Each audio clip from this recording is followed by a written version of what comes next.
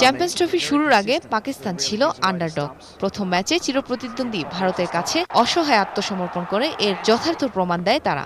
সেই ম্যাচে বৃষ্টির কারণে ৪১ ওভারে নির্ধারণ করে দেয়া ২৮৯ রানের টার্গেটে খেলতে নেমে তাদের পরাজয় ১২৪ রানে, যেখানে ব্যাটিং বোলিং উভয় বিভাগেই ব্যর্থ ছিল সরফরাজ আহমেদের দল।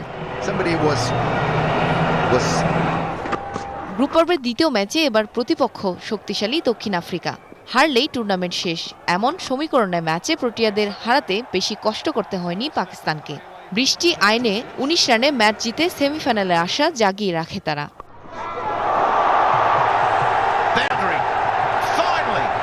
এবার গ্রুপের শেষ ম্যাচে অঘোষিত কোয়ার্টার ফাইনালে শ্রীলঙ্কাকে প্রতিপক্ষ হিসেবে পায় পাকিস্তান। বোলিং শক্তিকে কাজে লাগিয়ে লঙ্কানদের ২৩৬ রানে বেঁধে ফেলে হাসান আলী, জুনায়েদ খানরা।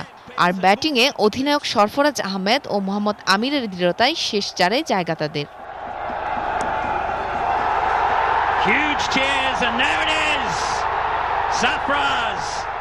কখনো চ্যাম্পিয়ন্স ট্রফির ফাইনাল খেলা হয়নি পাকিস্তানের। সেই ইতিহাস মুছে দেওয়ার প্রত্যয় নিয়ে সেমিতে স্বাগতিক ইংল্যান্ডের মুখোমুখি হয়েছিল তারা। অন্যদিকে শক্তির বিচারে ইংলিশদের হাতে শিরোপাও দেখছিল কেউ কেউ। কিন্তু আনপ্রেডিক্টেবল পাকিস্তানের বোলিং আক্রমণে কার্ডিফে মাত্র ২১১ রানে অসহায় আত্মসমর্পণ স্বাগতিকদের। মাঝারি লক্ষ্যটাকে পরে সহজ বানিয়ে ফেলেন পাকিস্তানের ব্যাটসম্যানরা। ফখর জামান ও আজহার আলীর ব্যাটে ভর করে সবাইকে চমকে দিয়ে এবারের ফাইনালের মঞ্চে ল্যাংড়া ঘোড়া পাকিস্তান।